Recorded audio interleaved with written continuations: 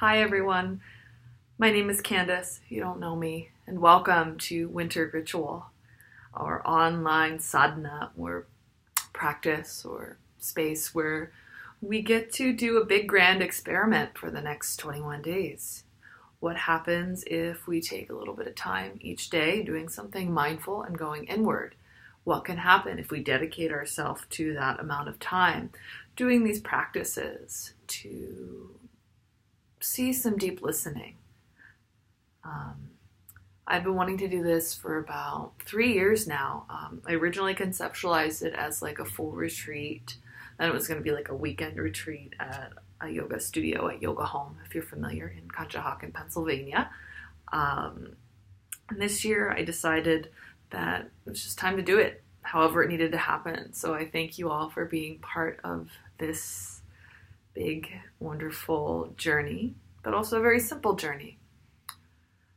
Every time around this time of year, I always want to try to go into the inward current, but I would get swept away by my own life too, by being a workaholic, which you can somehow do as a yoga teacher, by feeling like what I was doing wasn't perfect and then I should just like give it up, things like that. The idea is that each day a little bit of effort is better than nothing at all. So sometimes we think when we do a practice or a mindfulness or yoga thing, it has to be this big, long affair, but really only a couple minutes a day can start to make a difference too.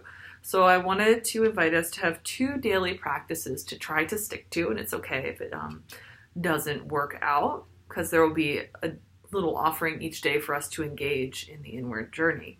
So the first one is a candle meditation. So here I have a candle in a pretty candle holder. The idea with this is that we'll gaze at a flame and start to explore the world of the darkness and the world of the light. And I have a guided meditation up on SoundCloud, which I'll be posting along with this. So if that's helpful to you to enter into this practice, you can. And the other thing I'm inviting us to do is to write down our dreams every morning. And I know this is a hard one. It doesn't have to be a big, long depiction.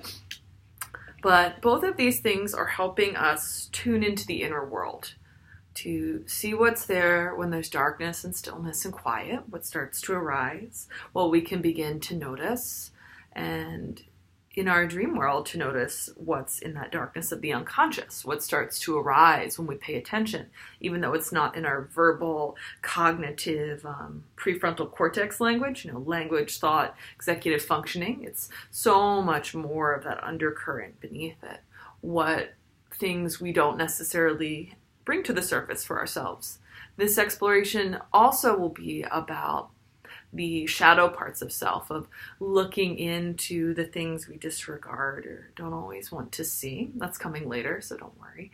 How we can marry the light and the dark, how by going into the darkness and we can see our fullness, and how the light can help sustain us through the darker time of year. So again, there really is this natural imperative for us to get in. It's colder. I know I half the time don't want to do anything. I want to curl up in a blanket and stay inside and just think about stuff. This is the time for dreaming. This is the time for thinking about the seeds we want to plant. In ancient times, our ancestors, for those of us who are from colder places or ancestors are from colder places, colder and darker places, we'd go in. We would harvest all our food in, the harvest season, and then we'd be inside. Very commonly, there'd be a lot of festivals where lights were lit, things where people would come together to, eventually call in the return of the light, which is what we'll be building up to towards the solstice time, where we start to call in our intentions. So just to backtrack a little bit, what our 3 basic sections of this inquiry will be. There'll be the practice of letting go a bit. How do we clear space? Just like the autumn leaves on trees, kind of shake it all off.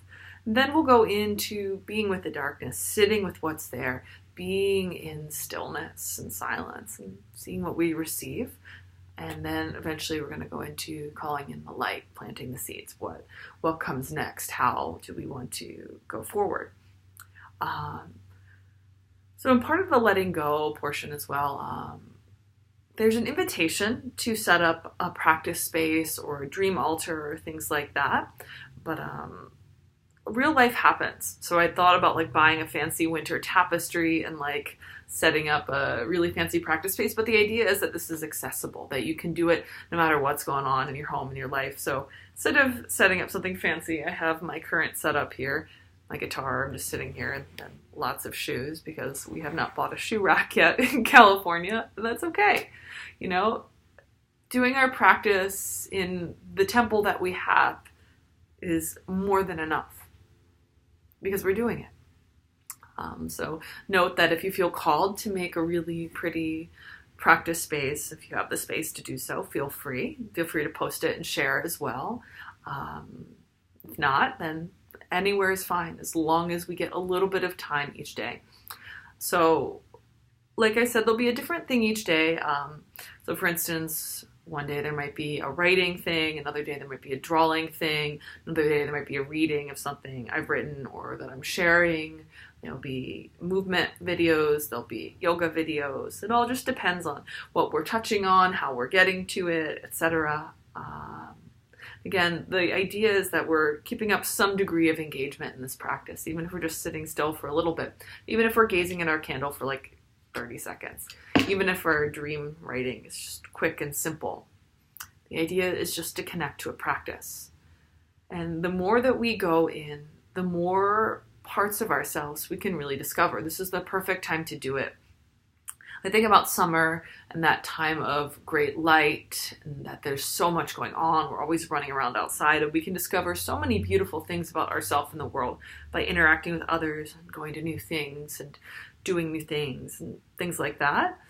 But when we get really quiet, we get really still, we notice, really deeply listen, we can hear these parts of ourselves, these little tiny wisps that escape our attention normally and quite often. And it's almost like learning a new language sometimes because it's not screaming at us.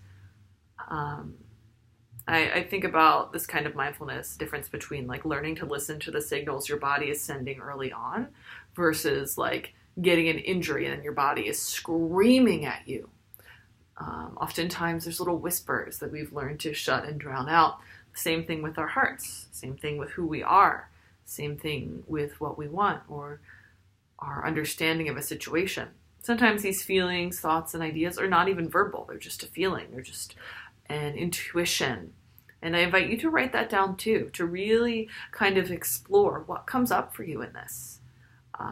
You are welcome to journal a little bit each day about what each practice brings up for you, what insights come up. I might even recommend carrying a little notebook around too, as we're in this mindset of inquiry about the self, about our needs, about what it's like to be with the parts of ourself that we're not always with. So this is designed to be a little bit interactive too. So I am always open to questions. I'm open to requests and suggestions. So if there's things that you want to see covered or a different kind of activity or angle to be facilitated, we can do that. I'm happy to do some Facebook Live stuff as well. I know we're all going to be on different time zones, so we could talk about that as well. What is the best fit for everybody in terms of that?